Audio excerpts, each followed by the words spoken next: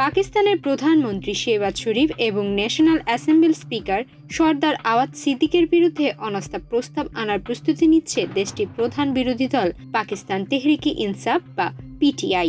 দলটির অভ্যন্তরীণ সূত্রে জানা গেছে, পিটিআই নেতারা এই প্রস্তাবটি সংসদে আনার বিষয়ে আলোচনা করছেন এবং এটি তাদের বর্তমান কৌশলে একটি গুরুত্বপূর্ণ পদক্ষেপ হতে পারে।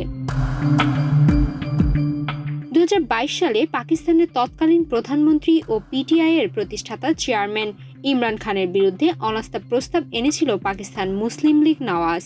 সেই প্রস্তাবের ফেরেই ইমরান খান ক্ষমতাচ্যুত হন। বর্তমানে শতাধিক মামলার আসামি ইমরান খান পাঞ্জাবের আদিয়ালা কারাগারে বন্দী আছেন। তবে কারাগার থেকেই তিনি নিয়মিত দলের নেতাকর্মী ও পরিবারের সদস্যদের সঙ্গে যোগাযোগ রাখছেন।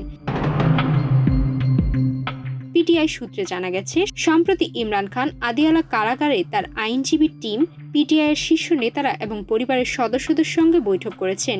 এই বৈঠকে পাকিস্তানের প্রধানমন্ত্রী শেহবাজ শরীফ এবং স্পিকার আওয়াজ সিদ্দিকের বিরুদ্ধে অনাস্থা প্রস্তাব নিয়ে বিস্তারিত আলোচনা হয়েছে। मुझे ये अरेस्ट कर चुके होंगे और मैं जेल में होऊंगा, तो मेरी आपसे सिर्फ एक ही रिक्वेस्ट है, अपील है कि आपने घरों में चुप करके नहीं बैठना।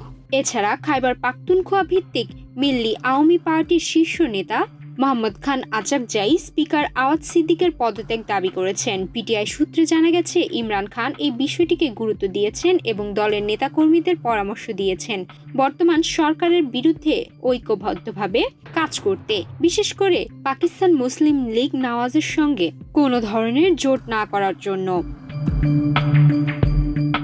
পিটিআই এর কেন্দ্রীয় কমিটির নেতা এবং ন্যাশনাল অ্যাসেম্বলির সাবেক স্পিকার আসাদ কায়সার জিও নিউজকে বলেন, অনাস্থা প্রস্তাব আনার বিষয়ে আমরা ভাবছি, তবে বর্তমানে ভারত পাকিস্তান উত্তেজনা চলাকালীন সময়ে আমরা এই বিষয়ে চুপ আছি, কারণ যদি এখন আমরা এগিয়ে যাই তাহলে জনগণের মধ্যে এমন ধারণা তৈরি হতে পারে যে আমরা পরিস্থিতির সুযোগ নিচ্ছি।